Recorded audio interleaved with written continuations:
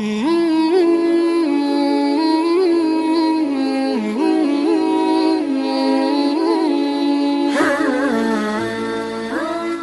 اللہ وبرکاتہ۔ الحمد للہ نحمده ونستعینه ونستغفره ونؤمن به ونتوکل علیہ ونعوذ باللہ من شرور انفسنا ومن سیئات اعمالنا من يهده الله فلا مضل له ومن يضلل فلا هادي له ونشهد ان لا اله الا الله وحده لا شريك له ونشهد ان سيدنا ونبينا مولانا محمدا عبده ورسوله اما بعد فقد قال الله تبارك وتعالى في القرآن المجيد والفرقان الحميد اعوذ بالله من الشيطان الرجيم بسم الله الرحمن الرحيم يا أيها الناس اتقوا ربكم الذي خلقكم من نفس واحدة وخلق منها زوجها وبث منهما رجالا كثيرا ونساء واتقوا الله الذي تساءلون به والأرحام إن الله كان عليكم رقيبا وقال وأنكحوا الأيام منكم والصالحات من عبادكم وإمائكم إن يكونوا فقراء يغنهم الله من فضله وقال النبي صلى الله عليه وسلم إن أعظم النكاح بركة أيسره مؤونة أو كما قال نبينا عليه الصلاة والسلام۔ محترم معزز سامعین، گزشتہ جمعہ خاتون جنت حضرت فاطمۃ الزہرا رضی اللہ تعالی عنہا کے متعلق آپ کے سامنے کچھ باتیں آئی تھیں، اور آج کے اس جمعہ کا عنوان حضرت فاطمہ رضی اللہ تعالی عنہا کا نکاح اور آج کی شادیاں ہیں۔ سب سے پہلی بات تو یہ کہ اللہ رب العزت نے انسان کی تخلیق کی، انسان کو پیدا کیا، تو پھر اس کی نسل کو آگے بڑھانے کا جو انتظام اللہ رب العزت نے رکھا ہے اور انسانی خواہشات کو پورا کرنے کا ذریعہ جو اللہ رب العزت نے رکھا ہے وہ نکاح کے ذریعے سے رکھا ہے، اور نکاح انسانی فطرت کے لیے بہت ہی ضروری چیز ہے، اس لیے کہ اس کو انسان کو زندگی جو گزارنی ہے وہ سلیقے سے، ڈھنگ سے اور طریقے سے گزارنی ہے، جانوروں کی طرح نہیں کہ جہاں چاہا منہ مار لیا اور جس کھیت میں چاہے چر گئے۔ یہ انسان کی فطرت نہیں ہے، اللہ نے انسان کی فطرت کو اس طریقے پر نہیں بنایا ہے۔ اس واسطے اللہ رب العزت نے ایک طریقہ رکھا، انسان کی جو خواہش ہوتی ہے، نفس کی جو خواہش ہوتی ہے، اس کو پورا کرنے کا ایک ذریعہ رکھا اور اسی کو نکاح کا نام دیا،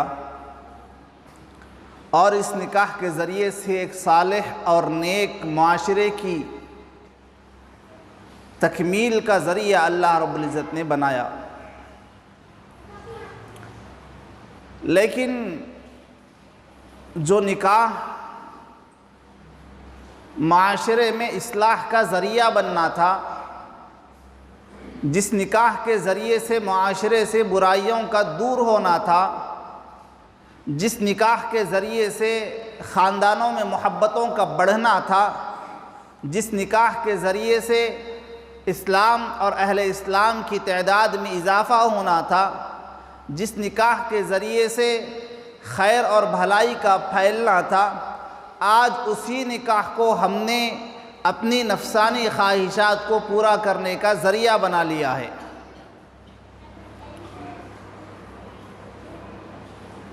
آج ہمارے پاس ایک لفظ بولا جاتا ہے شادی، ہماری بچی کی شادی ہے، ہمارے بچے کی شادی ہے، ہمارے بھائی کی بہن کی شادی ہے، لفظ شادی کا اسلام میں کوئی تصور ہی نہیں ہے۔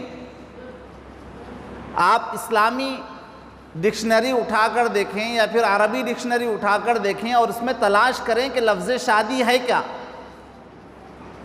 شادی کا کوئی لفظ ملتا ہی نہیں عربی زبان میں یا اسلامی زبان میں۔ ہمیں جو چیز بتلائی گئی ہے وہ نکاح بتلایا گیا ہے، شادی نہیں بتلائی گئی، اور ہم نے نکاح کو چھوڑا، شادی کو اختیار کر لیا ہے۔ اور شادیاں کیسی؟ وہی شادیاں جو ہم سے پہلے یہاں کے غیر مسلم حضرات کے درمیان میں جس قسم کی شادیاں ہوا کرتی تھی، وہی شادیاں ہمارے واسطے آئیڈیل اور نمونہ بنی، جس کی وجہ سے ہمارے گھروں میں خرابیاں آئیں اور برائیاں آئیں۔ کسی کی شادی ہوتی ہے، رقعہ چھپاتے ہیں، رقعہ بھی کتنا قیمتی کہ اگر ان رقعوں کے پیسوں کو جمع کر لیا جائے تو کسی غریب کی شادی ہو سکتی ہے۔ اتنا پیسہ صرف رقعوں کے بانٹنے پر، اور پھر اس رقعے کی، اس ویڈنگ کارڈ کی حیثیت کیا ہوتی ہے؟ آپ کے پاس پہنچا کوئی ویڈنگ کارڈ، آپ نے پڑھا کس کی شادی؟ فلاں کے بیٹے کی شادی، فلاں کی بیٹی کے ساتھ، فلاں تاریخ کو نکاح، فلاں تاریخ کو ولیمہ، فلاں فنکشن ہال میں شادی ہے۔ اتنا پڑھا اس نے اس رقعے کو، اس کے بعد بازو رکھ دیا۔ صرف یہ 4-5 منٹ کے واسطے آپ نے جو جھوٹی شان بتلانے کے واسطے ہم نے جو ہزاروں روپیے ان رقعوں پہ خرچ کر دیے، یہ چیزیں ہماری اسلامی برادری سے آئی ہوئی نہیں ہیں، یہ غیروں کے طریقے ہیں جو آج ہمارے اندر رواج پکڑ گئے ہیں، اور اسی کا نقصان ہمیں زندگی بھر بھگتنا پڑتا ہے۔ آگے بات تفصیل سے آئے گی کہ کیا کیا حالات آج ہماری شادیوں کی وجہ سے ہمارے گھروں میں پیش آ رہے ہیں، لیکن میں آپ کے سامنے حضرت فاطمہ الزہرا رضی اللہ تعالی عنہا کے اور حضرت علی کے نکاح کے تعلق سے کچھ باتیں رکھنا چاہتا ہوں، اور اس کے بعد میں پھر تفصیلی ہماری جو شادیاں ہیں اس کے اندر جو نقصانات ہیں، جو حالات پیش آ رہے ہیں، وہ آپ کے سامنے رکھنا چاہتا ہوں۔ سب سے پہلے تو حضرت فاطمہ الزہرا رضی اللہ تعالی عنہا کا نکاح ہوا حضرت علی رضی اللہ تعالی عنہ سے۔ بہت سے صحابہ نے پیغام بھیجا۔ آج کے اس بیان میں الگ عنوانات پر مجھے آپ کو کئی باتیں بتلانی ہیں، ان باتوں کو سمجھیں۔ صحابہ نے پیغام دیا، رسول اللہ صلی اللہ علیہ وسلم کی خدمت میں عرض کیا، اے اللہ کے نبی، ہمیں آپ کی بیٹی فاطمہ سے نکاح کرنا ہے۔ کیوں؟ تاکہ ہمارا خاندان بھی نبی کے خاندان کے ساتھ مل جائے۔ دوسرے صحابہ نے جو نکاح کا پیغام دیا وہ کسی مال کے واسطے نہیں دیا، وہ کسی حسن کے واسطے نہیں دیا، وہ کسی جمال کے واسطے نہیں دیا، بلکہ اس نیت کے ساتھ دیا کہ ہمارے خاندان کا رشتہ رسول اللہ صلی اللہ علیہ وسلم کے خاندان کے ساتھ ہو جائے۔ رسول اللہ صلی اللہ علیہ وسلم نے خاموشی اختیار کی۔ حضرت علی رضی اللہ تعالی عنہ سے صحابہ نے کہا کہ علی تم بھی جاؤ، تم بھی تو رشتہ مانگو۔ حضرت علی مانگنے کے واسطے آئے، رسول اللہ صلی اللہ علیہ وسلم کی خدمت میں پہنچے، لیکن مانگو کیسے؟ کوئی اور رشتہ مانگنے والا خاندان کا آدمی نہیں ہے۔ حضرت علی آئے، رسول اللہ صلی اللہ علیہ وسلم حضرت علی کے چہرے کو دیکھ کر پہچان گئے کہ کیا مراد لے کر آیا ہے۔ بٹھایا حضرت علی رضی اللہ تعالیٰ عنہ کو اپنے سامنے، پوچھا علی کیا بات ہے؟ حضرت علی کی نگاہیں جھکی ہوئی، رسول اللہ صلی اللہ علیہ وسلم سمجھ گئے، اور اس کے بعد نے پوچھا کہ علی بتلاؤ تو صحیح۔ کہا کہ اے اللہ کے نبی، آپ کی بیٹی فاطمہ کے لیے نکاح کا پیغام لے کر آیا ہوں، آپ کی بیٹی فاطمہ کے ساتھ نکاح کرنا چاہتا ہوں۔ ابھی نبی کی زبان سے کوئی لفظ نکلا نہیں، اللہ نے جبرائیل کو بھیجا، اور جبرائیل نے آ کر کہا اے اللہ کے نبی، علی نے رشتہ بھیجا ہے، منع نہ کرنا، اس لیے کہ یہ علی کا انتخاب نہیں ہے، اللہ کا انتخاب ہے۔ یہ سلیکشن علی کا نہیں ہے، یہ سلیکشن اللہ کا ہے۔ اللہ چاہتا ہے کہ علی اور فاطمہ کا نکاح ہو جائے۔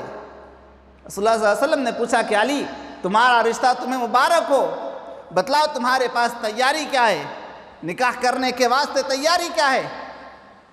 آج ہمارے پاس نکاح کرنے کے واسطے لڑکے کے بینک بیلنس کو دیکھا جاتا ہے، اس کی جائیدادوں کو دیکھا جاتا ہے، کتنا کماتا ہے، کتنی جائیدادیں ہیں، بڑی بڑی پراپرٹیاں ہیں یا نہیں ہیں۔ رسول اللہ صلی اللہ علیہ وسلم نے وہ نہیں پوچھا کہ کتنے زمینیں ہیں، کتنے گھر ہیں، مہر دینے کے واسطے تمہارے پاس کیا ہے۔ یاد رکھیں رسول اللہ صلی اللہ علیہ وسلم نے ارشاد فرمایا کہ عورت سے جو نکاح کیا جاتا ہے عام طور پر 4 چیزوں کی وجہ سے نکاح کیا جاتا ہے۔ کوئی اس کے مال کو دیکھتا ہے، کوئی اس کے مال کو دیکھتا ہے کہ عورت مالدار ہے تو میں نکاح کروں گا تاکہ اس کا پیسہ میری جیب میں آ جائے۔ کوئی اس کی خوبصورتی کو دیکھتا ہے، کوئی اس کے خاندان کو دیکھتا ہے، بڑے خاندان والے ہیں، نکاح کروں گا تو میری عزت بڑھ جائے گی، یہ تیسری وجہ ہے۔ پھر چوتھی وجہ ارشاد فرمائی رسول اللہ صلی اللہ علیہ وسلم نے کہ بعض لوگ نکاح کرنے کے واسطے لڑکی کا یا لڑکے کا دینداری دیکھتے ہیں۔ رسول اللہ صلی اللہ علیہ وسلم نے ارشاد فرمایا کبھی بھی نکاح کرو تو لڑکے اور لڑکی کی دینداری کو تلاش کرو، اس کے مال و دولت کو نہ دیکھو۔ کتنے گھرانے میں آپ کو بتلاؤں، ہمارے سامنے نمونے موجود ہیں۔ کروڑ پتی خاندان کا لڑکا، کروڑ پتی خاندان کی لڑکی، نکاح ہوا لیکن رشتے آگے نہیں بڑھ سکے۔ وجہ کیا؟ مال کی بنیاد پر نکاح ہوا تھا، دینداری کی بنیاد پر نکاح نہیں ہوا تھا۔ نکاح جب دینداری کی بنیاد پر ہوتا ہے تو پھر اس کے اندر برکتیں بھی آنا شروع ہو جاتی ہیں۔ تو فرمایا رسول اللہ صلی اللہ علیہ وسلم نے نکاح اگر کرو تو عورت کی یا لڑکے کی یا لڑکی کی مالداری کو نہ دیکھو، اس کے حسن و جمال کو نہ دیکھو، اس کے خاندان کو، اس کی سوسائٹی کو نہ دیکھو، بلکہ اس کے دین کو دیکھو۔ اگر وہ دیندار ہے تو اس کے ساتھ نکاح کرو، پھر تم کامیاب ہو جاؤ گے، تمہارا نکاح کامیاب ہو جائے گا۔ تو حضرت علی سے پوچھا علی کچھ ہے مہر دینے کے واسطے؟ میں کہ اللہ کے نبی خالی ہاتھ ہوں، میرے پاس تو کچھ بھی نہیں، ہاں البتہ ایک تلوار ہے، ایک زرہ ہے۔ اس سے پہلے میں نے اس کا تفصیلی واقعہ آپ کے سامنے رکھا ہے۔ کہا کہ ٹھیک ہے زرہ بیچ کر آؤ، 450 درہم کی زرہ، یا بعض روایتوں میں 480 درہم، بعض روایتوں میں 500 درہم، جو بھی ہے 450 500 درہم لائے، لا کر رسول اللہ صلی اللہ علیہ وسلم کی خدمت میں پیش کیا۔ یہ کیا چیز تھی؟ جہیز نہیں تھا۔ بعض لوگوں کو یہ غلط فہمی ہو گئی ہے کہ رسول اللہ صلی اللہ علیہ وسلم نے ان پیسوں سے جو چیزیں خریدی وہ جہیز تھا، اپنی بیٹی فاطمہ کو وہ رسول اللہ صلی اللہ علیہ وسلم نے جہیز دیا ہے، نہیں، وہ تو حضرت علی کے لائے ہوئے پیسوں سے رسول اللہ صلی اللہ علیہ وسلم نے ان کے واسطے سامان خریدا۔ حضرت علی نے مہر کے طور پر دیے 450 درہم۔ ہمارے پاس معاملہ ایسا ہو گیا ہے، چاہے وہ نکاح کا مسئلہ ہو، چاہے وہ کسی اور چیز کا مسئلہ ہو، دنیاوی مسئلہ ہو، دینی مسئلہ ہو، ہم نے اسلامی طریقے کو چھوڑا، غیروں کے طریقوں کو پکڑ رکھا ہے۔ کیا چیزیں ہیں نکاح میں؟ نکاح میں اصل جو چیزیں ہیں، جو ضروری چیزیں ہیں، وہ مہر کا ادا کرنا ضروری ہے۔ آپ حضرات اپنے آپ سے سوال کریں، میں آپ سے سوال نہیں کرتا، اپنے آپ سے سوال کر لیں، میں بھی اپنے آپ سے سوال کروں گا۔ کسی کا نکاح ہوا ہے تو وہ اپنے آپ سے سوال کرے، کسی نے اپنے بچوں کا نکاح کیا ہے تو پھر اپنے آپ سے سوال کرے، کسی کا نکاح نہیں ہوا، بڑے بھائیوں کا ہوا ہے تو وہ پھر ان سے سوال کرے، اپنے آپ سے سوال کرے کہ نکاح ہوا، لاکھوں روپے خرچ ہوئے، مہر کیا مقرر کیا گیا؟ جو بھی مہر مقرر کیا گیا 25,000 30,000 40,000 اس زمانے کے اعتبار سے، لیکن مسئلہ یہ ہے کہ کیا وہ مہر آج تک ادا کیا گیا؟ 10 لاکھ کی شادی ہوئی، ایک رات میں 10 لاکھ روپے خرچ کر دیے، کھانے پکانے میں، قیمتی سے قیمتی فنکشن ہالوں کے ادا کرنے میں لاکھوں روپے ادا کر دیے، لیکن مہر کا حق اب تک ادا نہیں کیا۔ اور یہ ہمارے معاشرے کا ظلم ہے، پوری زندگی شوہر ادا نہیں کرتا اپنی بیوی کا مہر، جب بیوی شوہر کا انتقال ہو جاتا ہے تو گھر کی خواتین زبردستی اس کو لا کے میت کے سامنے کھڑا کر دیتے ہیں، اپنا مہر معاف کر دو، زبردستی لا کر۔ لاکھوں روپے شادیوں میں خرچ ہوئے،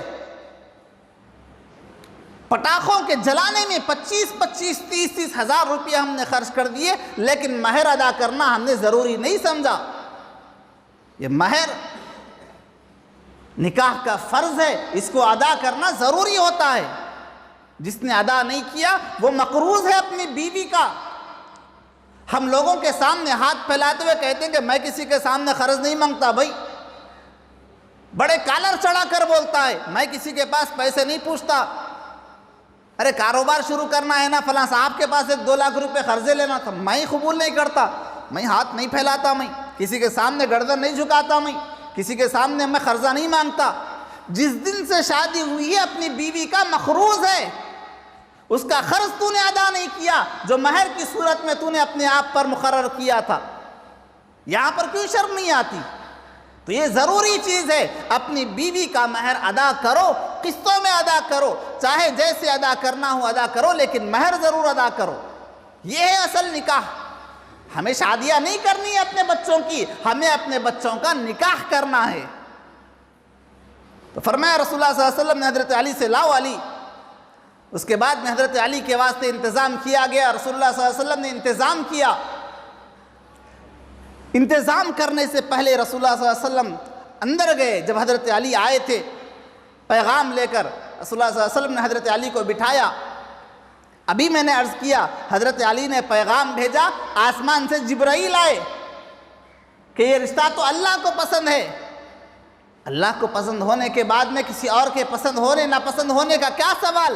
لیکن حضرت جناب محمد رسول اللہ صلی اللہ علیہ وسلم نے امت کو تعلیم دینے کے واسطے حضرت علی کو بٹھایا. اندر گئے حضرت فاطمہ رضی اللہ تعالی عنہ کے پاس اور جا کر حضرت فاطمہ کو اپنے پاس بلایا اور بلا کر کہا کہ بیٹی فاطمہ، علی کا رشتہ آیا ہے، تو کہے تو قبول کروں گا ورنہ واپس بھیج دوں گا.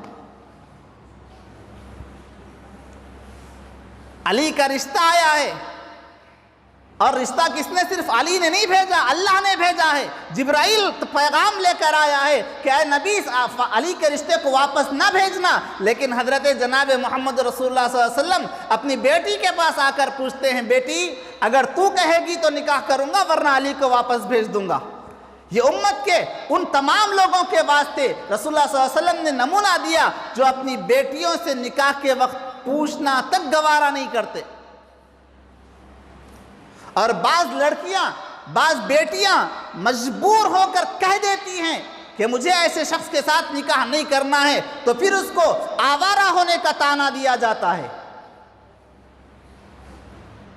اس کو غیر مہذب قرار دیا جاتا ہے. حالانکہ اسلام نے اس کی گنجائش نہیں دی. اسلام نے کہا کہ تم اپنی بیٹیوں سے نکاح کے وقت میں پوچھا کرو کہ ان کو رشتہ کیسا چاہیے. کتنے نکاح ایسے ہوتے ہیں جو صرف لڑکا اور لڑکی کو ایک دوسرے کو پسند نہ ہونے کی وجہ سے، خاندان بڑا اچھا ہے، رشتہ داریاں بڑی اچھی ہیں، دونوں بھی حسن و جمال میں اچھے، دونوں بھی خوبصورت، میاں بھی خوبصورت، بیوی بھی خوبصورت، اور کوئی ایسا ویسا مسئلہ بھی نہیں آج کل کے معاشرے کے حساب سے کہ لڑکے کا کسی اور طرف خیال تھا، لڑکی کا کسی اور طرف، ایسا بھی نہیں. لیکن اس کے باوجود رشتے ٹوٹے. اور ٹوٹنے کی وجہ کیا؟ کہ باپ نے اپنی بیٹی سے نہیں پوچھا کہ بیٹی تیرے واسطے نکاح آیا ہے، میں تیرے ساتھ یہ نکاح کرنا چاہتا ہوں، نہیں پوچھا. بیٹی کو یہ شکایت کہ میرا شوہر کاروباری ہے اور میں کاروباری شخص سے شادی نہیں کرنا چاہتی. میں نہیں بول رہا ہوں کاروبار کرنا برا ہے، ہر ایک کی ایک فطرت ہوتی ہے، ایک طبیعت ہوتی ہے. میں ہوں، میرا گھرانہ ہے، میرے بھائی ہیں، کاروبار پر بیٹھتے ہیں، مجھے دکان پر آدھا گھنٹہ بیٹھنا نہیں ہوتا. میری طبیعت الگ ہے، خراب نہیں بول رہا ہوں میں، ہر ایک کی الگ الگ طبیعت ہوتی ہے. کوئی یہ چاہتا ہے کہ بھئی میں نوکری کروں، صبح 9 بجے جاؤں، 4 بجے تک نوکری کروں، مسئلہ ختم ہو جائے. کسی کی طبیعت ہوتی ہے کہ نہیں بھئی وہ کیا، میں کسی کے پاس میں نوکری کروں، میں خود اپنی دکان ڈالوں گا، چھوٹی دکان صحیح لیکن اپنی مرضی سے دکان کھولوں گا، اپنی مرضی سے دکان ختم کروں گا. ہر ایک کی ایک الگ الگ طبیعت ہوتی ہے. عورت کے اندر بھی یہ طبیعتیں ہوتی ہے. میں ایک نکاح کے ٹوٹنے کا واقعہ آپ کے سامنے سنا رہا ہوں. دونوں گھرانے بڑے اچھے، مالدار گھرانے، لڑکا بھی خوبصورت، لڑکی بھی خوبصورت، دونوں کے دونوں اچھے دیندار، کوئی دونوں کے اندر کوئی برائیاں نہیں. لیکن آپسی تعلقات بگڑے اور بگڑنے کی وجہ صرف یہی بنی، لڑکی یہ کہتی ہے کہ میرے باپ نے مجھے کاروباری شخص کے حوالے کر دیا، اور وہ کاروباری شخص رات میں 12-1 بجے دکان بند کر کے گھر کو واپس آتا ہے، اور مجھے اتنی رات تک جاگنے کی عادت نہیں ہوتی، شوہر کے آنے کے بعد میں مجبور ہو کر مجھے اٹھنا پڑتا ہے، اور پھر صبح 10-11 بجے میرا شوہر اٹھتا ہے، دکان کو چلا جاتا ہے۔ میاں بیوی کا جو ایک رشتے کے درمیان میں جو محبت ہونی چاہیے ہم دونوں کے درمیان میں پیدا نہیں ہو سکی، جس کی وجہ سے آگے چل کر رشتہ ٹوٹ گیا۔ اس واسطے اپنی بیٹیوں سے نکاح کے وقت میں ضرور پوچھا کریں۔ اسلام نے ذمہ داری دی ہے، عام طور پر بیٹوں سے تو پوچھ لیا جاتا ہے، بیٹیوں کو کوئی نہیں پوچھا کرتا، شرم کی بات سمجھتے ہیں۔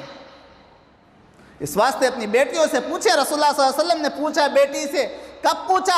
جبرائیل بھی آ گئے، اللہ کا پیغام بھی آ گیا، لیکن پھر بھی اس کے بعد میں حضرت فاطمہ الزہرا رضی اللہ تعالیٰ عنہ سے پوچھا۔ حضرت فاطمہ کی آنکھوں میں آنسو آئے، ابا جان آپ جہاں چاہتے ہیں کہیں، جہاں میرے اللہ نے حکم دیا ہے میں وہاں نکاح کرنے تیار ہوں۔ اب نکاح کی تیاریاں شروع ہوئی، اور کیسی تیاریاں؟ ہماری طرح کی تیاریاں نہیں۔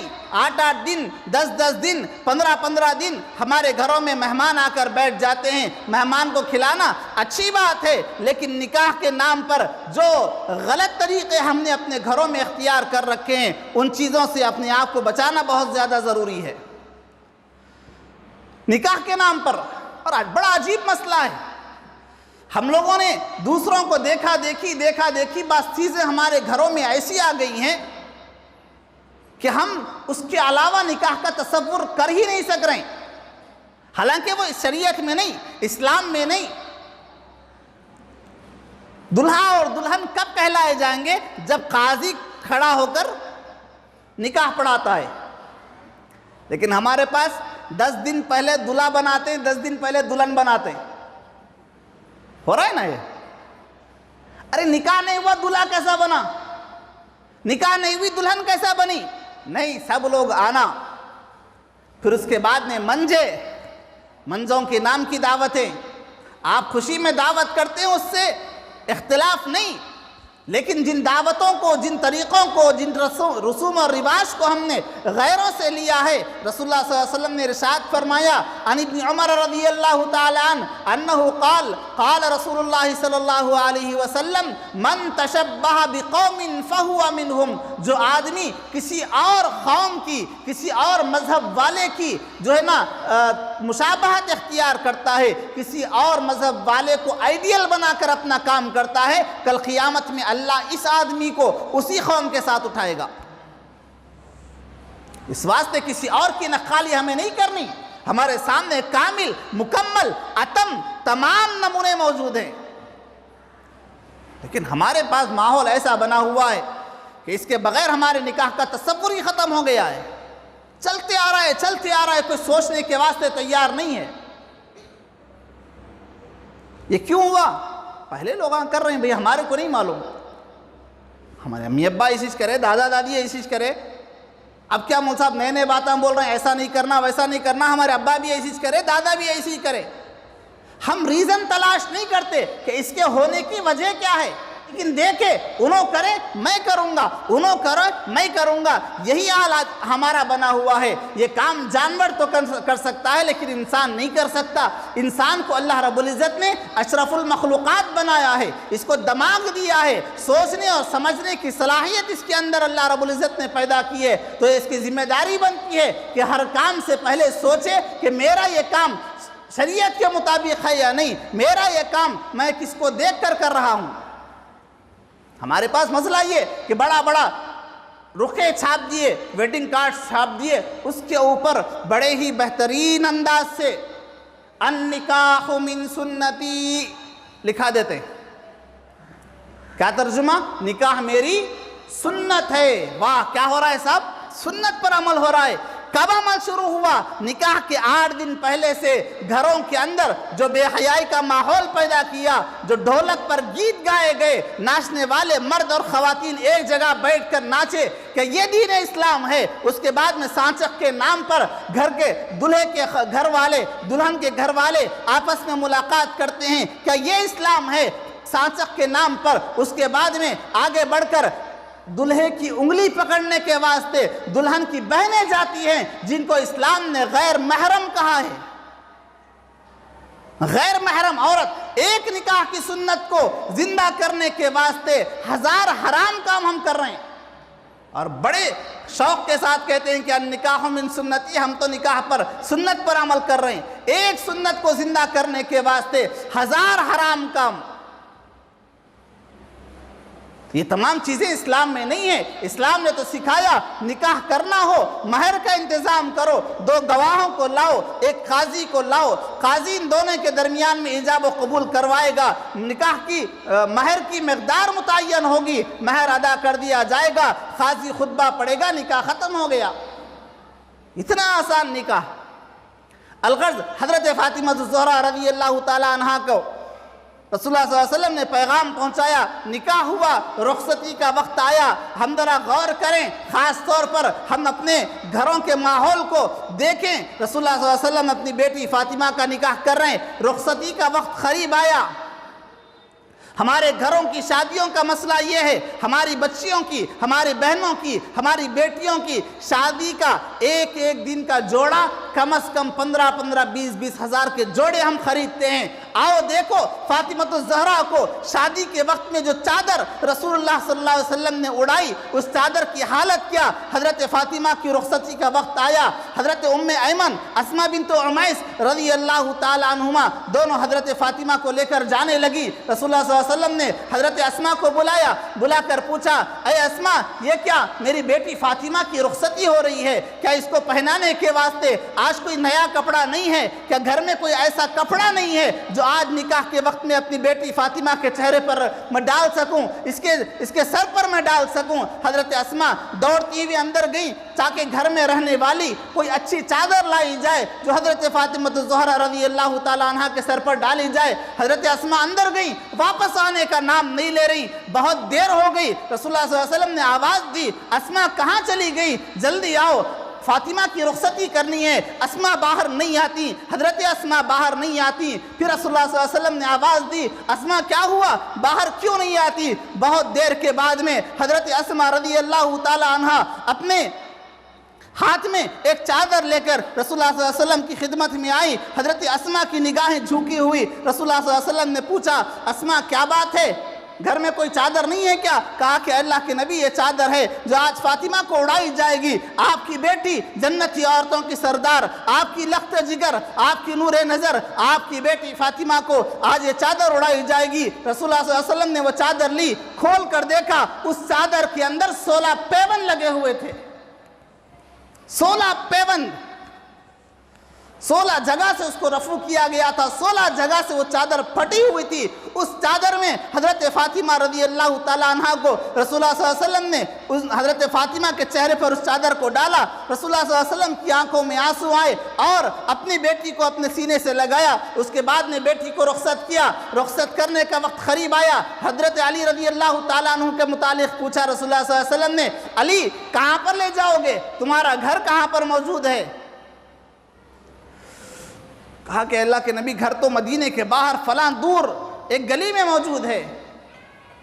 رسول اللہ صلی اللہ علیہ وسلم نے فرمایا کہ علی میری جگر کے ٹکڑے کو اتنی دور لے جاؤ گے، میں اپنی بیٹی کو دیکھے بغیر کیسے رہوں گا؟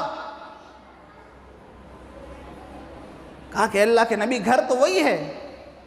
ایک صحابیہ حضرت ام ایمن رضی اللہ تعالیٰ عنہ آگے بڑھی اور کہا کہ اللہ کے نبی زید ابن عاصم ایک مدینے کے مالدار صحابی ہیں، ان کا گھر آپ کے گھر کے بالکل قریب میں ہے، آپ ان سے کہہ لیں کہ وہ علی کے گھر سے بدل دے۔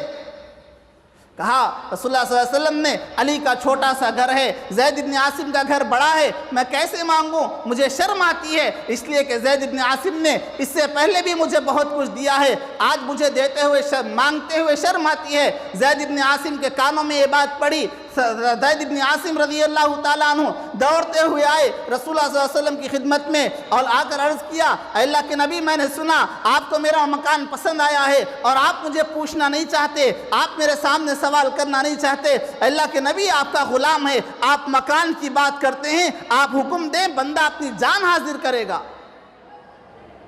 حضرت اسماء بنت عمیس رضی اللہ تعالیٰ عنہ اور حضرت ایمن نے حضرت فاطمہ رضی اللہ تعالیٰ عنہ کو پھر اس گھر میں پہنچایا جو رسول اللہ صلی اللہ علیہ وسلم کے بالکل قریب میں تھا. وہاں پر رسول اللہ صلی اللہ علیہ وسلم نے حضرت فاطمہ کو رکھا. یہاں پر ایک بات کو کر میں اپنی بات کو ختم کروں. باپ چاہتا ہے بیٹیاں اس کے قریب رہیں، بیٹیاں چاہتی ہیں باپ اس کے قریب رہے. والدین کے انتقال کے بعد میں یہ بھائیوں کی ذمہ داری بنتی ہے کہ وہ باپ کی جگہ کو اپنائیں اور ان بہنوں کا خیال رکھیں. یہ معاشرے کا ظلم ہے. باپ کا انتقال ہو جاتا ہے، ماں کا انتقال ہو جاتا ہے، اب بھائی کی نظر میں وہ بہنیں چبھنے لگ جاتی ہیں. بہن بار بار اپنے باپ کے گھر کو آتی ہے، بھائی کی زبانوں سے سوال نکلتے ہیں. کیا بات ہے ان کے چکر بہت ہو رہے ہیں، کیا بات ہے ان کے چکر بہت ہو رہے ہیں. آپ کو نہیں پتا وہ آپ کے گھر بار بار کیوں آ رہی ہے؟ وہ آپ کے چہرے میں اپنے باپ کا چہرہ تلاش کر رہی ہیں.